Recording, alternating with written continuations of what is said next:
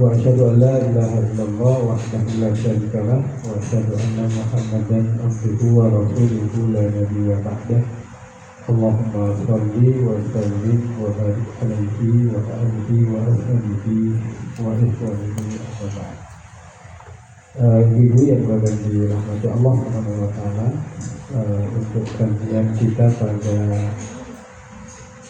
pagi menjelang siang hari ini adalah berkaitan dengan tazkiyatun nafs. Ya.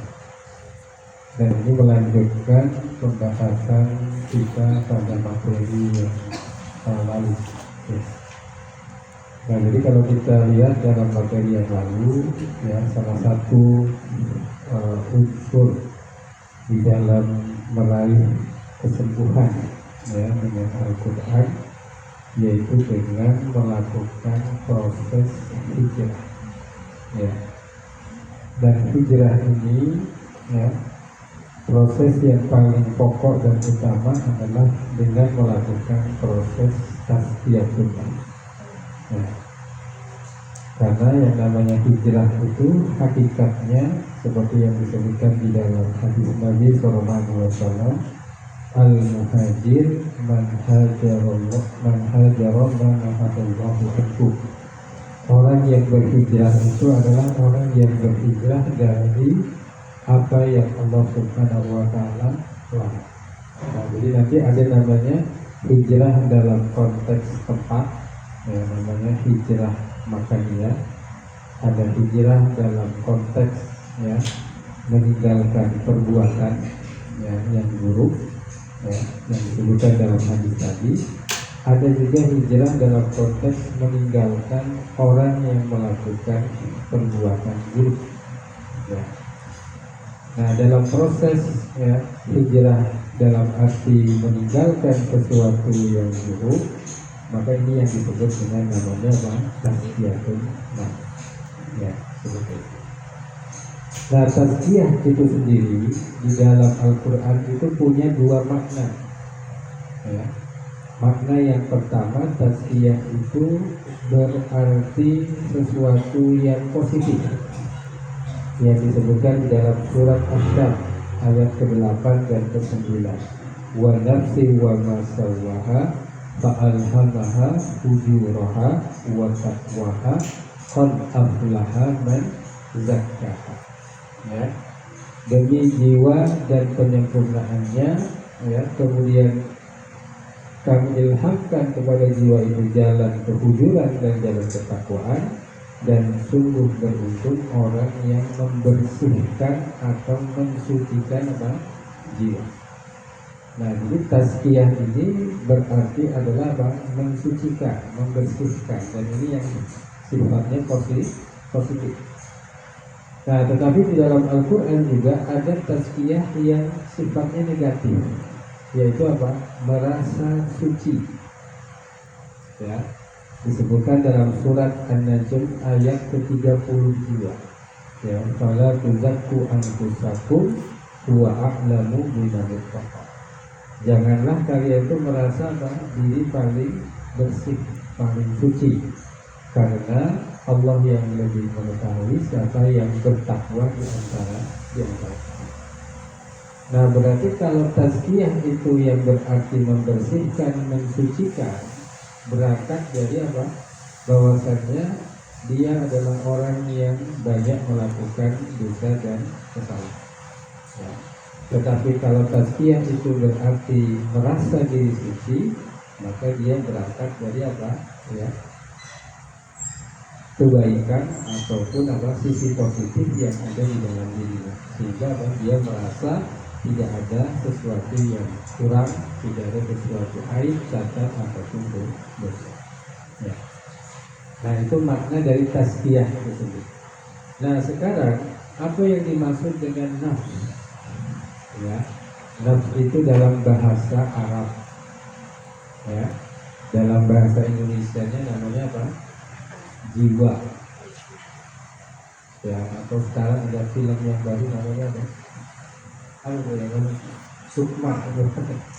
Saya lihat tadi di kelas ada apa namanya layarnya itu Sukma. Ya. Itu sama, jiwa, nafs, sukma, ya itu sebenarnya satu hal yang biasa. Nah, maka kita akan sedikit membahas tentang mengenal hakikat jiwa manusia. Ya. Nah, ada istilah yang mungkin kita sudah kenal, ada namanya ruh, ada namanya jasad, ada namanya jiwa, ada namanya apa? Akal. Ya. Nah, kita akan lihat prosesnya. Yang pertama, ya, ruh itu diciptakan oleh Allah Subhanahu wa Ta'ala terlebih dahulu daripada apa? Jasad. Ya. Sehingga nanti fenomena ruh ini informasinya hanya sedikit. Ya. Maka dalam surat Al-Isra ayat 85 disebutkan wa yas'alunaka 'anir ruh qulir ruhu min amri rabbi wa ma utitum minal ilmi illa qalila. Ya. Jadi mereka bertanya kepada Wahai Muhammad tentang ruh. Katakanlah Muhammad, ruh itu adalah urusan Tuhanku, dan tidaklah kalian itu diberikan ilmu kecuali hanya apa? Sedikit. Jadi tentang fenomena ruh dan lain sebagainya, ilmu atau informasi yang kita dapatkan hanya sedikit. Sehingga nanti apa? Banyak sekali mitos-mitos yang berkembang berkaitan dengan ruh ini. Ada namanya istilah dalam kehidupan ruh gentar. Nah, itu mitos, ya. Kok ada ruh yang gentayangan, ya, seperti itu. Nah, orangnya sudah meninggal, tetapi apa? Ruhnya masih bergentayangan. Ya, apalagi nanti apa? Orangnya meninggal dengan cara yang tidak wajar. Nah, ini namanya ruhnya apa? Penasaran. Ya, seperti itu. Nah, ini masuk dalam namanya apa? Yang mitos, ya, seperti itu. Nah, kemudian Allah Subhanahu wa Ta'ala menciptakan jasad. Ya. Jasad itu adalah satu benda mati. Ya, maka nanti dalam surat Toha ayat 88 ini kisah tentang apa? Tentang ya ketika Samiri ya membuat patung ya berbentuk apa? Sapi. Ya. Jadi patung itu mengeluarkan suara. Nah, jadi sebenarnya Samiri itu hanya sekedar apa? Melakukan tipu muslihat. Jadi patung apa? Patung sapinya itu dibolongi di bagian mulutnya, kemudian nanti ketika ada angin kencang mengeluarkan apa? Suara. Nah, orang-orang Bani Israel ketika itu takjub. Wah, ini kok ya patungnya bisa apa? Mengeluarkan apa? Suara. Akhirnya apa? Bisa. Ya.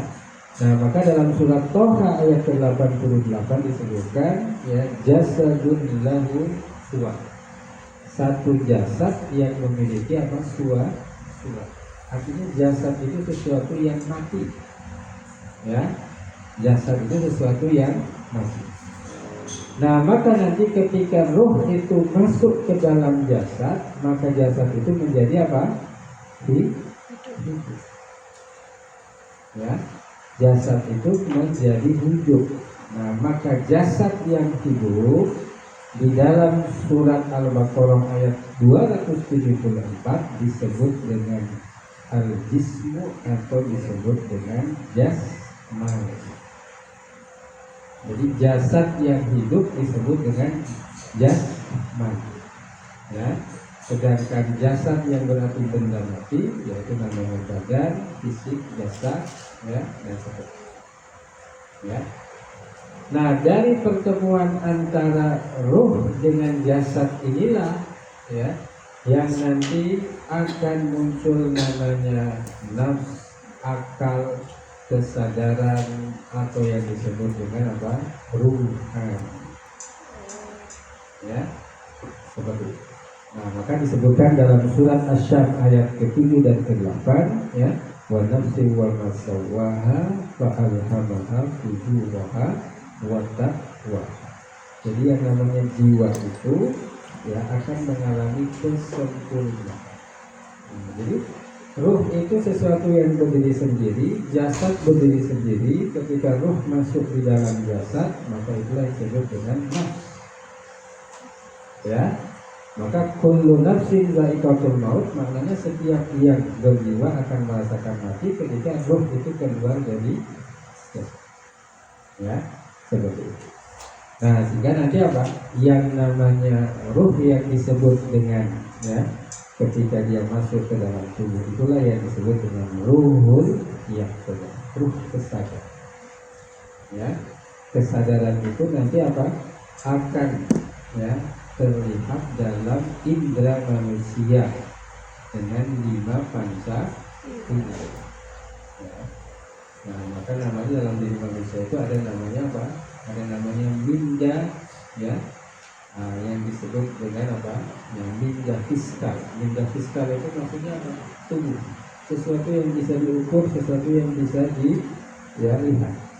Postur tubuh, bentuk tubuh, ya. Kemudian nanti apa? Ekspresi wajah, kemudian nanti suara dan seterusnya. Tetapi nanti ada sesuatu yang tidak bisa dilihat, yaitu berkaitan dengan apa? Sifat, karakter, perasaan, ya, dan lain sebagainya. Ya. Nah, sehingga apa? Yang namanya ruh dan jiwa itu sebetulnya sama, tidak ada beda. Hanya saja apa? Penamaannya, ruh itu ketika berdiri sendiri, ketika masuk di dalam tubuh itu namanya apa? Jiwa. Ya, nafsu, sukma dan lain sebagainya. Sehingga yang bisa dipelajari yang masuk dalam tubuh atau di luar tubuh? Yang sudah dalam tubuh namanya ilmu anatomi kejiwaan. Ya, ada namanya dokter jiwa. Itu. Tapi kalau dia itu dalam bentuk yang di luar tubuh namanya ruh, nah itu nggak bisa mengakses. Ya, nah makanya tadi apa? Banyak sekali namanya apa di ya, seperti itu. Ya. Nah, sehingga nanti apa? Ruh itu ya ada 2. Ada namanya apa? Ruh yaqظah. Ruh berkaitan dengan kesadaran. Ya, artinya apa? Ruh ini melekat pada fungsi-fungsi yang ada di dalam diri manusia saat manusia itu terjaga atau dalam keadaan apa? Sadar. Ya, dengan 5 panca indera. Ya, dalam keadaan sadar bisa melihat, bisa merasa, ya, bisa mencium, ya, bisa meraba dan seterusnya. Ya. Nah, ada juga namanya ruhul haya. Ruh haya ini adalah ruh yang tetap ada dalam badan saat manusia tertidur, dan ruh itu tidak ikut mati pada saat matinya badan. Artinya apa? Ketika ruh kesadaran itu hilang, ya, maka apa? Ruh hayanya tetap ada. Maka ada fenomena namanya orang tidur.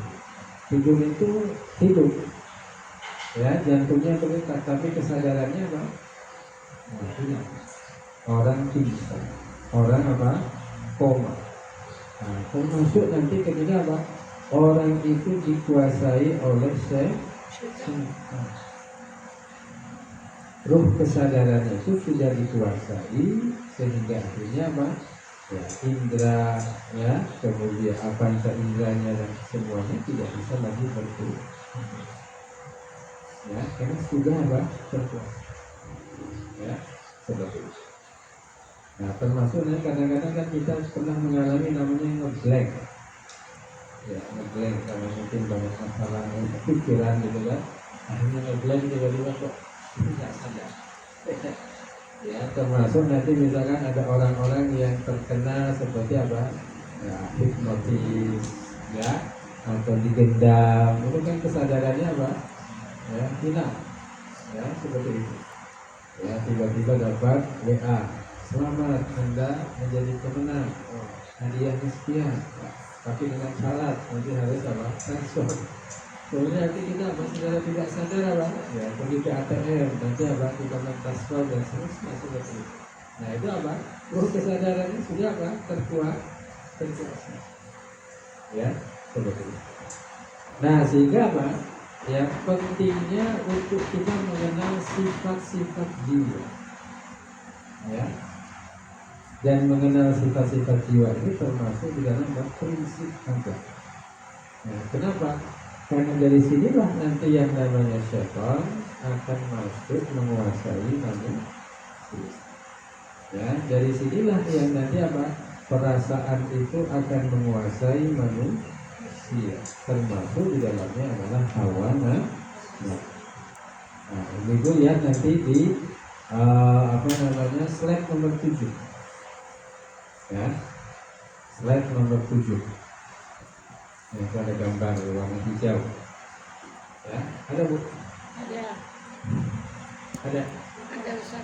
Ada slide 7 ya, itu ada kolbu ya. Nah, kolbu itu ya ibaratnya seperti software, ini istilah saja Bu ya. Nah, sedangkan secara hardware-nya itu namanya jadwal. Kalau di komputer ada namanya apa? Hardware, software. Hardware itu ya barangnya, ya komputernya. Software itu apa? Sistemnya. Nah begitu Bu ya, seperti itu. Nah maka yang namanya qalbu itu bisa dalam posisi zikir. Ketika dia ingat kepada Allah Subhanahu wa Ta'ala, maka itulah posisi yang disebut dengan apa? Posisi sadar. Ya, itu posisi sadar. Jadi kalau kita menjaga qalbu kita dengan ya namanya zikir pagi, petang, baca Quran, ya hadir di majelis ilmu, ya melakukan amal kebaikan, maka qalbu itu apa? Akan menjadi apa? Hidup. Akan menjadi hidup. Sehingga nanti apa? Dia bisa dengan mudah untuk melihat, oh ini tidak baik, oh ini baik, oh ini apa? Buruk, ya, oh ini bermanfaat, sudah. Ya, seperti itu. Nah maka nanti apa? Ya, output daripada qalbu yang ada di dalam jantung itu adalah apa? Akhlak.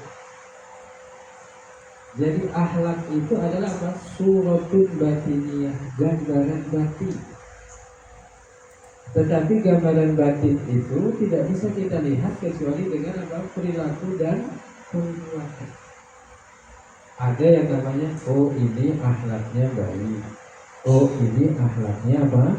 Buruk. Artinya apa? Perbuatan perilaku itu mencerminkan apa yang ada di dalam apa? Tetapi sebetulnya apa? Akhlak itu adalah gambaran apa? Batin. Sedangkan ketika dia terimplementasi menjadi sebuah perbuatan perilaku, itu namanya apa? Adab. Ya, itu namanya apa? Adab. Nah, jadi ada akhlak, ada apa? Adab. Akhlak itu sesuatu yang di dalam hati, sedangkan adab itu terwujud dalam sebuah apa? Perilaku. Ya, perilaku, perbuatan, sikap, dan sebagainya. Jadi nanti kalau kita bicara adab itu bukan hanya adab kepada sesama manusia, tapi juga adab kepada apa? Allah, adab kepada Nabi dan seterusnya. Nah maka yang namanya qalbu itu adalah apa? Ya, rumahnya ruh itu sendiri. Ya, maka di situ ada namanya apa? Hasrat ruh atau keinginan rasa. Ya. Nah maka hasrat ruh atau keinginan rasa ini pun juga apa? Bisa memuat ya dengan zikir sampai betul-betul ruhnya itu apa? Sadar. Ya, seperti itu. Nah demikian pula ya di dalam qalbu itu ada namanya perasaan. Ya, kan namanya perasaan hati. Ya, merasa sakit hati itu di mana Bu? Kalau sakit hati itu di mana? Kalau sakit melihat oh kali saya terluka. Kalau sakit hati itu di mana yang terluka Bu? Ya, ya. Ada istilah namanya apa? Ilfil. Ya. Sakit hati, kecewa, marah, senang, ya semuanya bercampur dalam apa? Perasaan. Ini yang harus diwaspadai. Ya, kenapa? Karena ini menjadi pintu masuk apa? Ya, perasaan. Ya, saya mendapatkan dua orang mahasiswi, satu mahasiswi, satu anak SMP. Ya. Jadi dia itu baru ditinggalkan oleh ibunya. Ya. Karena saking perasaan sedih yang mendalam, tanpa sadar dia itu apa? Mengambil silet, kemudian dia melakukan dalam ini istilah bu ya, ini dulu harus paham istilahnya anak sekarang, namanya barcode. Ya, barcode itu apa? Hanya yang ya, saking sedihnya, saking apa ya, saking itu gak karu-karuan gitu, perasaan itu ya. Nah, setan itu masuk mendorong. Ya, ketika saya tanya, dek, pas gini-gini ini sakit ya? Jadi pas di saya itu nggak sakit. Ya, nah kenapa? Karena perasaan itu sudah dikuasai oleh apa? Ya, setan yang di dalam ya, tadi apa? Dalam diri kita ada namanya apa? Kori dalam bentuk apa? Ya, ya jangan jauh-jauh misalnya. Ya, ibu marah. Ya, ketika marah kemudian ibu mukul tembok.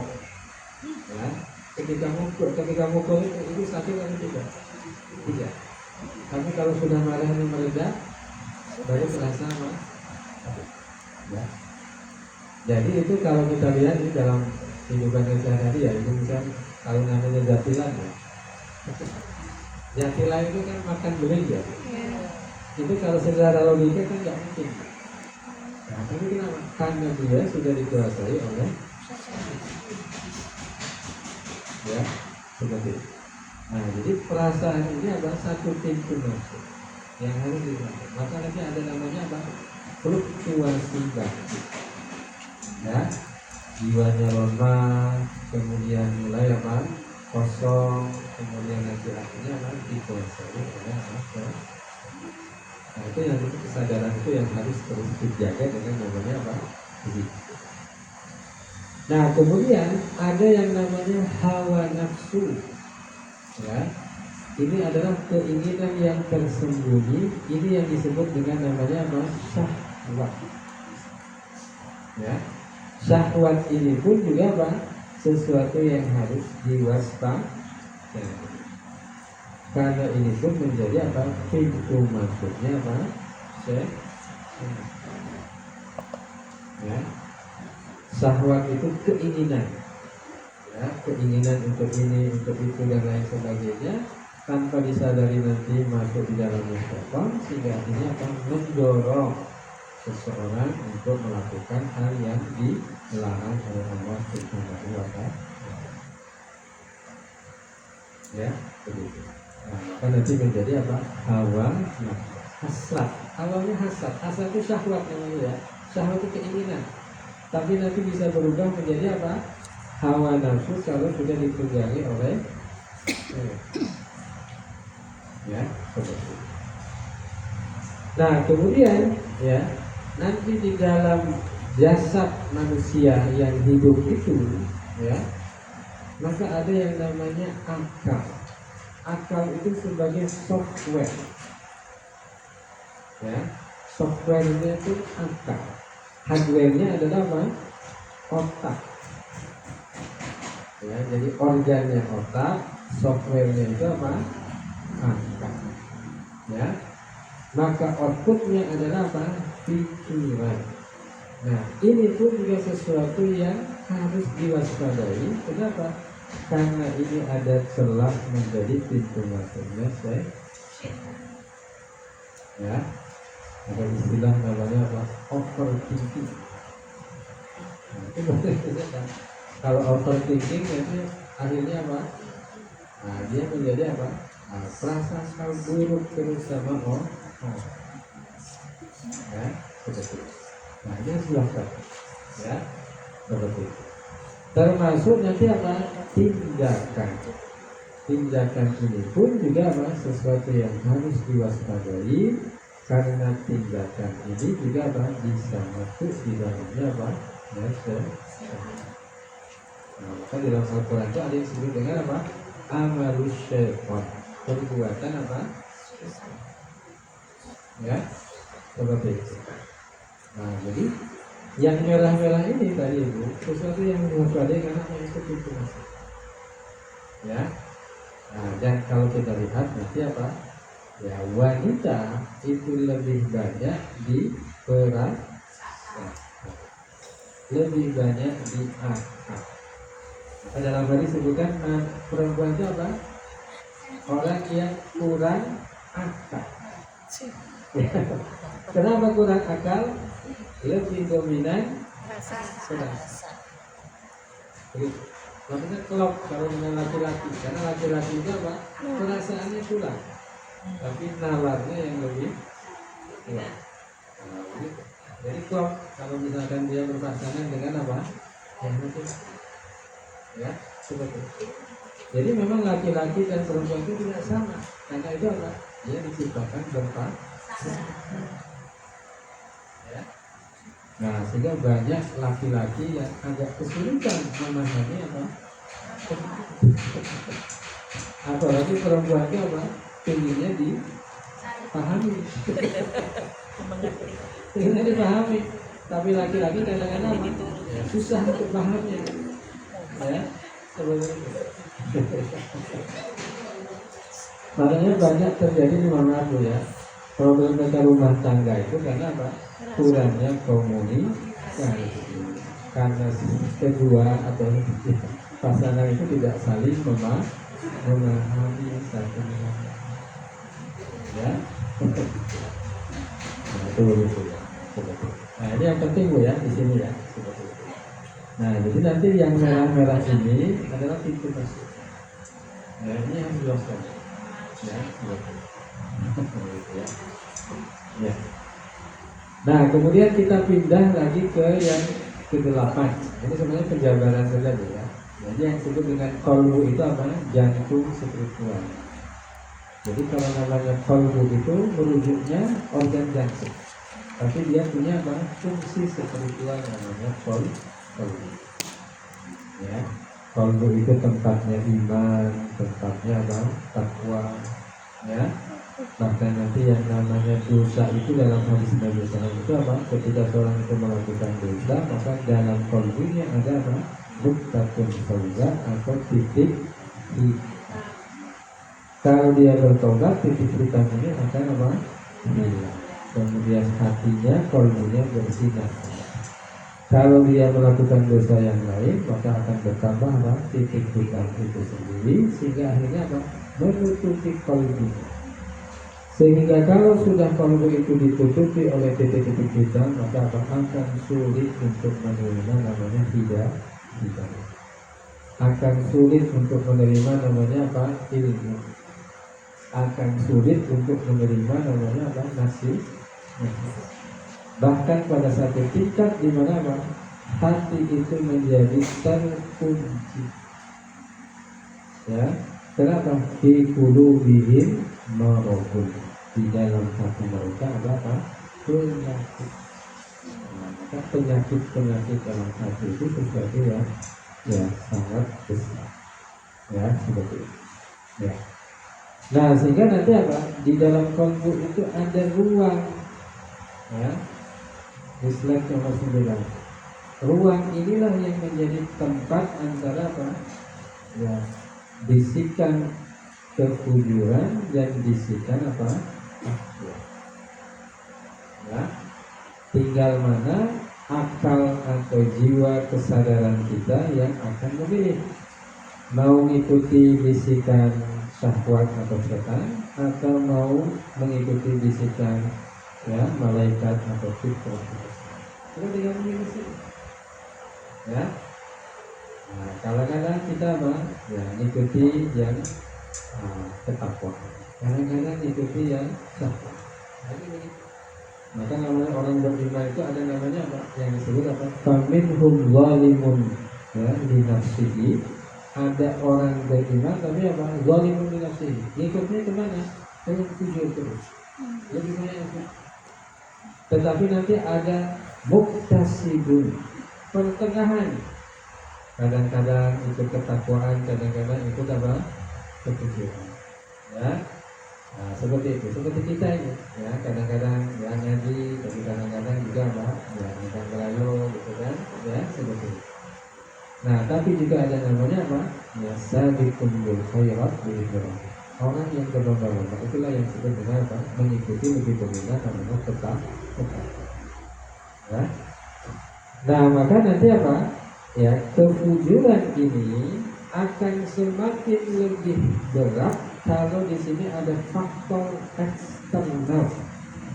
Ya, jadi yang saya kemarin belum sempat saya bahas. Faktor eksternal itu seperti apa? Adanya sihir, adanya jin nasab atau keturunan, adanya jin kasab, jin yang diusahakan atau dilakukan untuk masuk ke dalam dirinya dengan berbagai cara. Adanya dosa termasuk dalamnya apa? Tekanan di sini. Nah, itu yang akan menambahkan. Ya. Kenapa? Karena itu semua akan membuat eksistensi kefujuran, ya, ataupun bisikan syaitan atau syahwat itu semakin menguat, ya, sehingga nanti terjadi banyak penyimpangan, ya. Nah, salah satu penyimpangannya berkaitan dengan apa? Penyimpangan berkaitan dengan perilaku, ya, berkaitan dengan lawan ya. Jadi misalkan apa? Mohon maaf, seperti apa? Suka dengan sesama jenis. Ya, ada begitu ada. Ya. Ini saya pernah menterapi itu seorang yang punya jin nasab gitu. Kemudian setelah diterapi, ya, kemudian nanti apa? Dia berlaku seperti perempuan. Padahal dia laki-laki. Ya, ya. Nah, itu bisa begitu. Ya. Nah, termasuk nanti apa? Fluktuasi batin, aktivitas gejolak jiwa. Nah, jiwa itu bergejolak. Ya.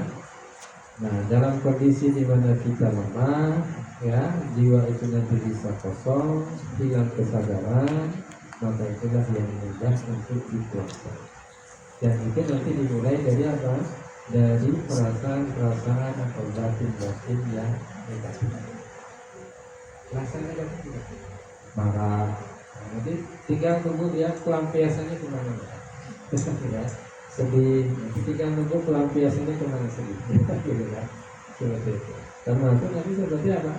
Orang berputus asa itu, ya, putus asa dari apa? Rahmat Allah Subhanahu wa Ta'ala. Ya. Nah, ini masuk bagian yang kita apa? Waspadai tadi, ya, yang merah-merah. Nah, sehingga nanti apa? Banyak sekali apa?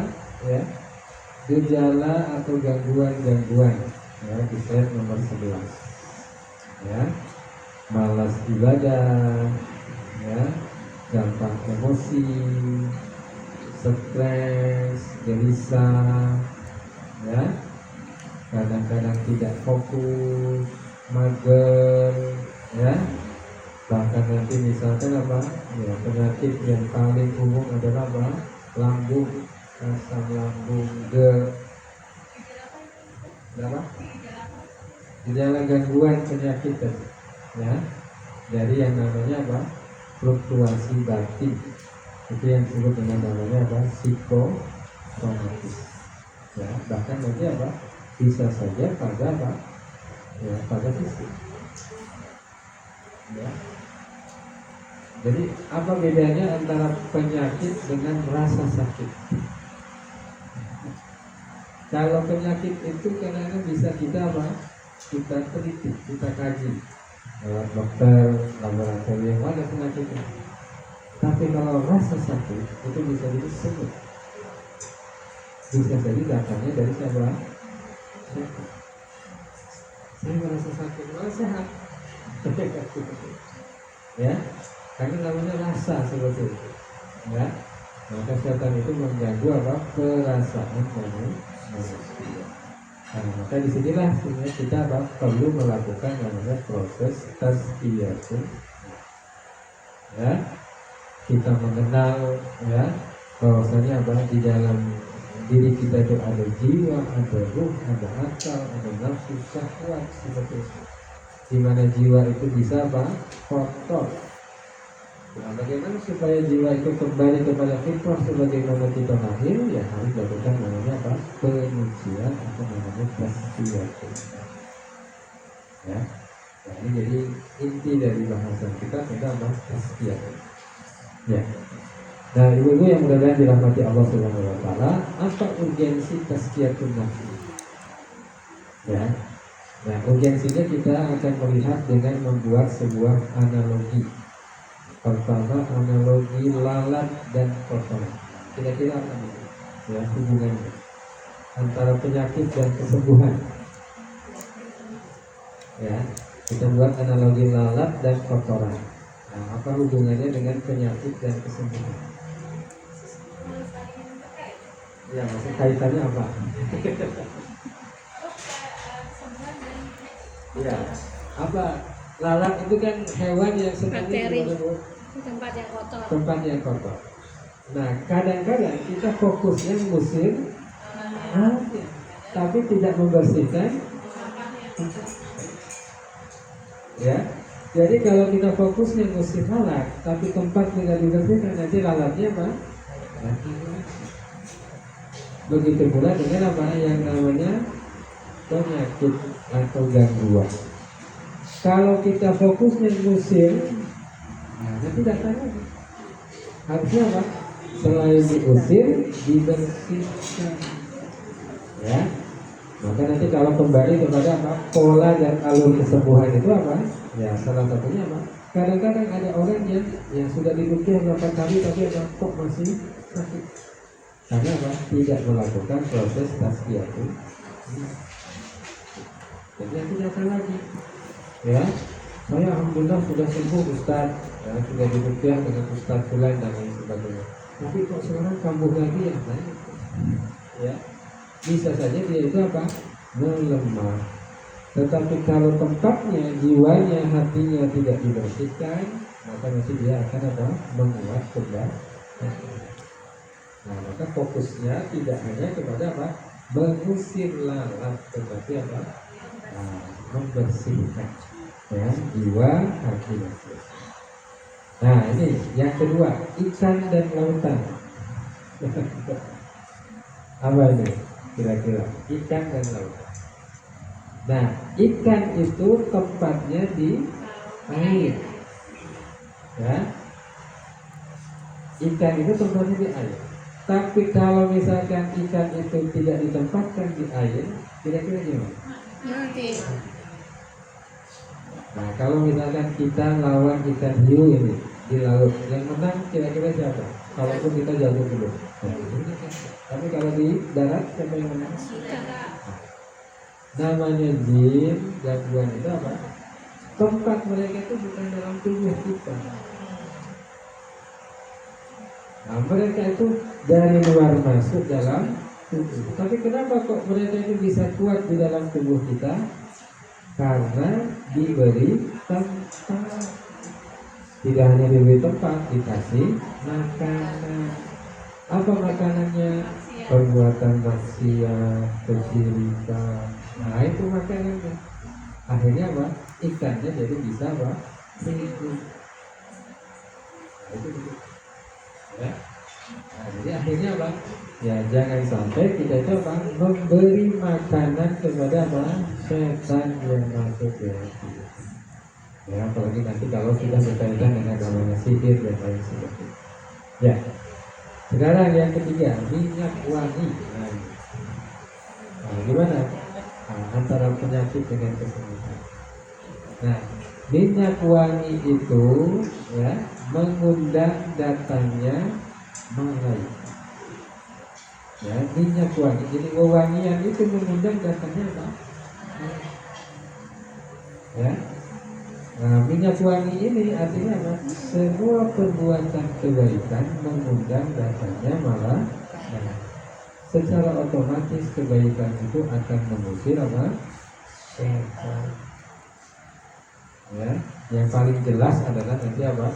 Dalam keutamaan surat Al-Baqarah, setan tidak akan masuk dalam rumah yang di dalamnya dibacakan apa? Surat Al-Baqarah. Ya. Surat Al-Baqarah itu mengundang datangnya semua kebaikan itu mengundang datangnya. Ya, semakin banyak malaikat yang diundang akan semakin apa? Tersingkirlah yang namanya apa? Nah, jadi nanti akan berpengaruh pada diri, termasuk akan berpengaruh pada tempat.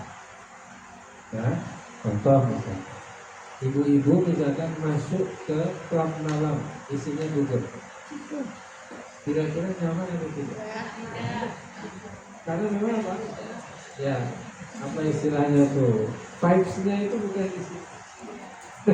Gitu ya. Istilah kerennya begitu ya. Nah, tapi kalau misalkan ibu-ibu ya ke kajian ya, nyaman tidak? Nyaman, walaupun nanti ada batas waktu. Kalau sudah 1 jam sudah mulai nggak nyaman. Ya. Ya, artinya itu bergantung kepada apa? Ya, iman ya. Ada yang sampai 3 jam masih kuat, ada yang baru 10 menit sudah gelisah, ya, ada setengah jam sudah setengah jam, gitu kan? Nah, itu relatif. Nah itu begitu. Jadi setiap perbuatan baik akan mengundang apa? Namanya malam. Ya, seperti itu. Nah, kemudian apa? Sholat dan sungai. Ya, sholat itu ibarat seseorang apa? Mandi di sungai 5 kali. Maka tidak akan ada yang tersisa dari apa? Kotoran. Ya, tidak hanya sholat, semua kebaikan itu apa? Ibaratnya membersih. Nah, maka disebutkan dalam firman Allah Subhanahu Wa Taala, ya. Dan ikutilah perbuatan buruk itu dengan kebaikan yang akan menghapuskan keburukan. Ya, adbil sayyi'ah apa? Adbil hasanah sayyi'ah tamhuha. Ya, jadi ikutilah keburukan itu dengan kebaikan yang akan menghapuskan. Ya. Nah, jadi proses tazkiyatun nafs itu proses yang tidak berhenti ya sampai nanti manusia itu apa? Wafat. Ya. Dan yang disebut dengan apa? Ya. Bahwasanya orang yang wafat dalam keadaan berserah diri, nah, maka itulah apa? Orang yang wafat dengan keadaan apa? Fitrah. Sebagaimana manusia lahir, kullu mauludin yuladu alal fitrah, maka manusia sebaiknya atau seyogyanya meninggalkan dunia juga dalam keadaan apa? Fitrah, yaitu berserah diri kepada Allah SWT. Ya. Nah, kemudian kita akan melihat tentang kotoran jiwa. Ya, jiwa itu bisa menjadi satu hal yang kotor. Kemarin sudah kita isyaratkan walaupun secara singkat. Ya. Ada namanya apa? Subhat dan syahwat. Subhat itu sesuatu yang tidak jelas, sesuatu yang meragukan, keraguan-raguan, itu namanya subhat. Sedangkan syahwat tadi apa? Hasrat jiwa. Ya.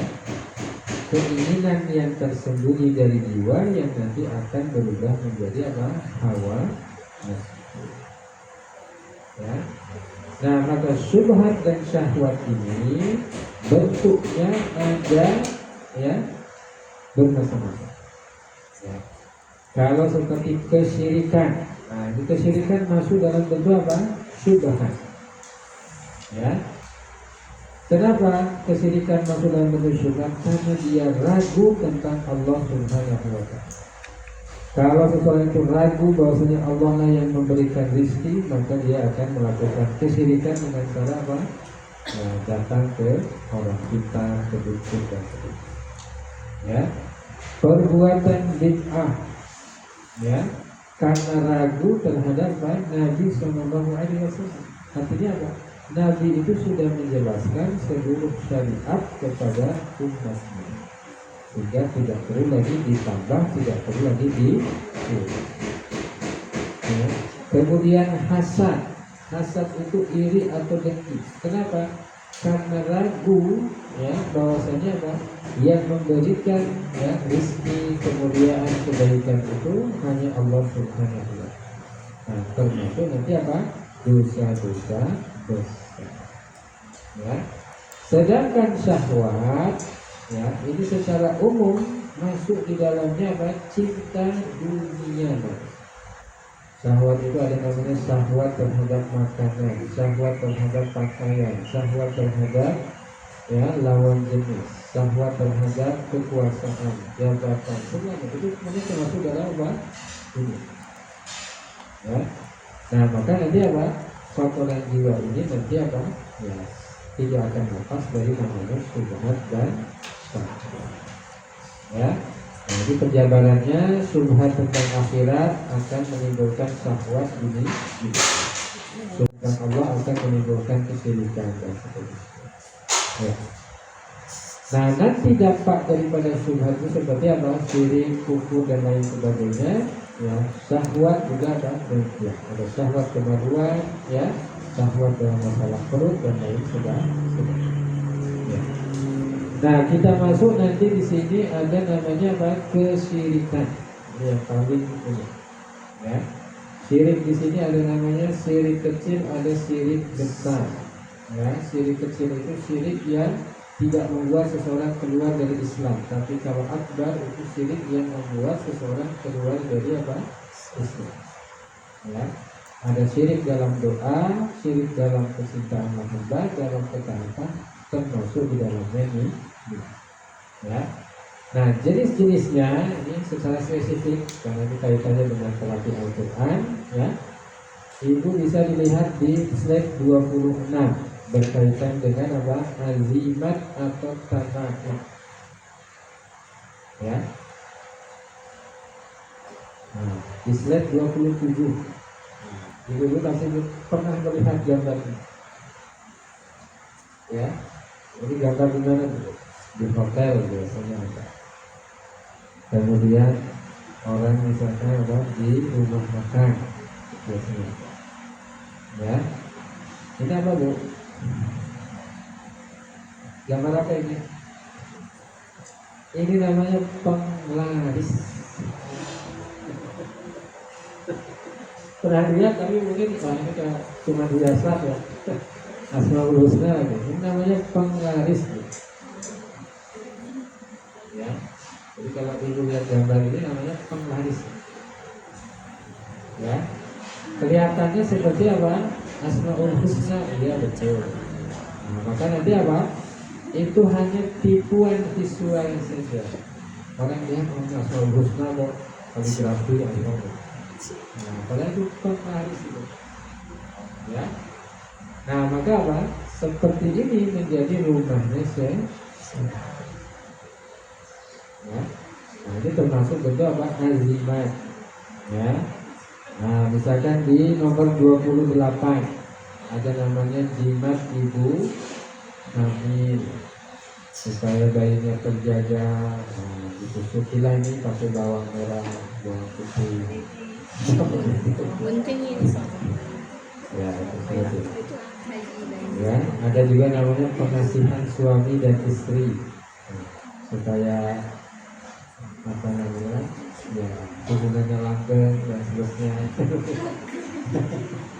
Itu diikat ya, pakaian dalamnya diikat gitu, supaya langgeng ya, supaya nanti apa ya tidak ada yang selingkuh ya. Bahkan nanti apa ya dengan janur, bahkan dengan sesuatu yang ditulis ya, ditulis namanya kemudian disimpan di kain putih. Nah, namanya azimat ini.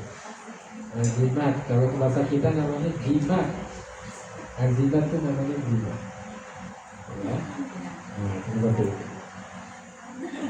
Nah, nanti ibu kalau di di pasaran azimat itu kan ada produsennya ada, yang membuat, konsumen ada.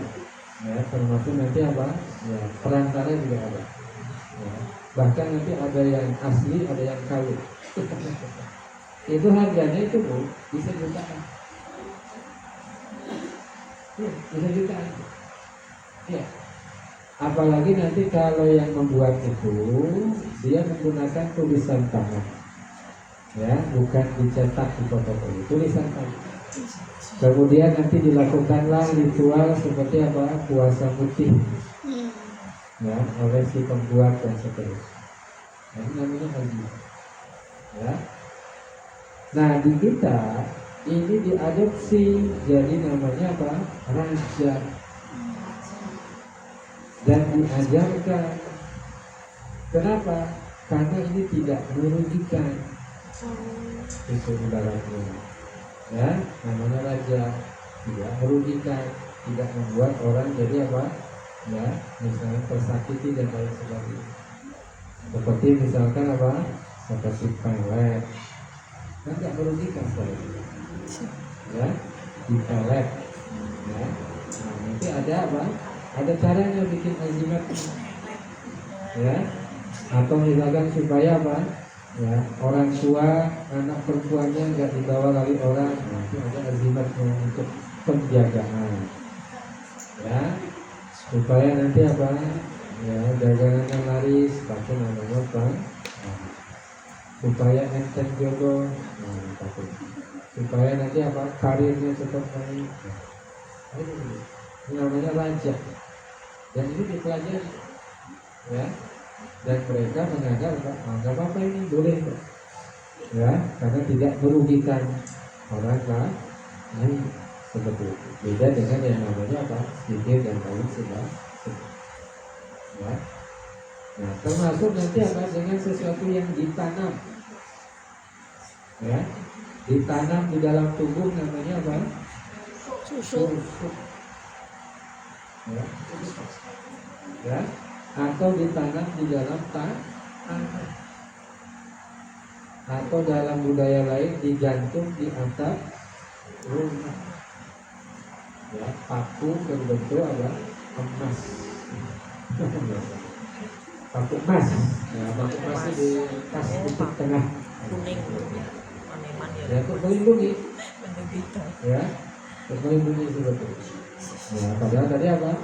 Benda-benda itu menjadi rumahnya apa? Rumahnya jin. Ya. Nah, itu contoh aja ini Bu ya. Artinya kesyirikan itu banyak, tapi kaitannya dengan tema kita berkaitan dengan namanya haji. Ya. Nah, yang kedua ada namanya apa? Perbuatan bid'ah. Ya.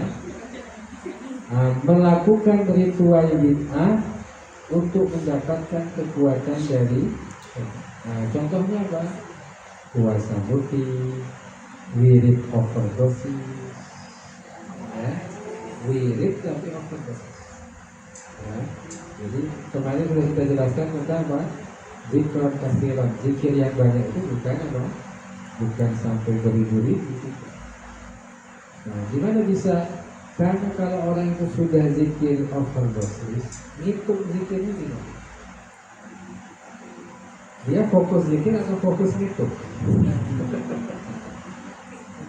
Kalau sudah seperti itu, nanti apa? Pada suatu saat kesadarannya hilang. Nah, itulah apa? Syaitan itu masuk. Ya, apalagi nanti dengan asmaul husna. Ya, seperti itu. Nanti kita bahas secara khusus spesifik dengan namanya azimat.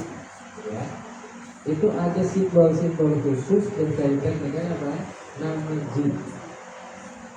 Ya, ada simbol-simbol khusus berkaitan dengan nama. Ya. Jadi kalau yang ibu lihat di ini Bu ya, yang di penglaris usaha nih, yang slide nomor 32. Ya, itu ada simbol bintang. Ya, terus nanti di situ di tengah ada simbol huruf apa? Jin. Nah, jin ini adalah apa? Nama jin kodam namanya Jabir. Ya, seperti itu. Nah, itu begitu. Ya. Nah, termasuk nanti dengan apa? Dengan doa-doa yang itu sebetulnya apa? Ya, sebagai mantra. Nah, yang terakhir adalah apa? Ya, tentang hubbud dunya. Ya, hubbud dunya itu apa? Ya, cinta kepada dunia. Ya. Nah, cinta kepada dunia itu fitrah. Tetapi yang tidak boleh adalah apa? Cinta yang berlebih. Ya, wa tuhibbul mala hubban jamma. Ya, kalian itu mencintai harta dengan yang berlebih. Nah, kenapa? Karena kalau orang sudah cinta dunia, ibaratnya seperti apa? Tersihir dengan dunia. Maka ini masuk dalam namanya sirik kecintaan. Lebih mencintai dunia, ya. Kalau orang sudah cinta ke dalam dunia, itu lupa jalan kembali kepada Allah Subhanahu wa Ta'ala. Nah, sama dengan kita itu ya. Kalau misalkan ada orang tua, anaknya sudah cinta sama laki-laki, ya itu sudah apa? Ya sudah cinta buta. Nah, itu susah untuk dinasihati. Maka ada orang-orang yang sulit dinasihati, itu salah satunya orang yang sedang jatuh. Mau dikasih tahu apa saja sulit, karena dia sudah cinta buta sama orang tersebut. Ya. Maka nanti apa? Dia lupa jalan kembali kepada Allah Subhanahu wa Ta'ala. Ya. Nah, dampak daripada cinta dunia itu apa? Banyak berangan-angan, ya. Banyak melampiaskan syahwat, ya. Kesedihan tanpa ujung. Ya, namanya dunia itu ada ujungnya. Ya, seperti orang minum dari air laut, semakin diminum semakin ada ujung, ya. Nah, dia akan bisa tersesat dan ini nanti orang yang tersihir dengan dunia. Ya.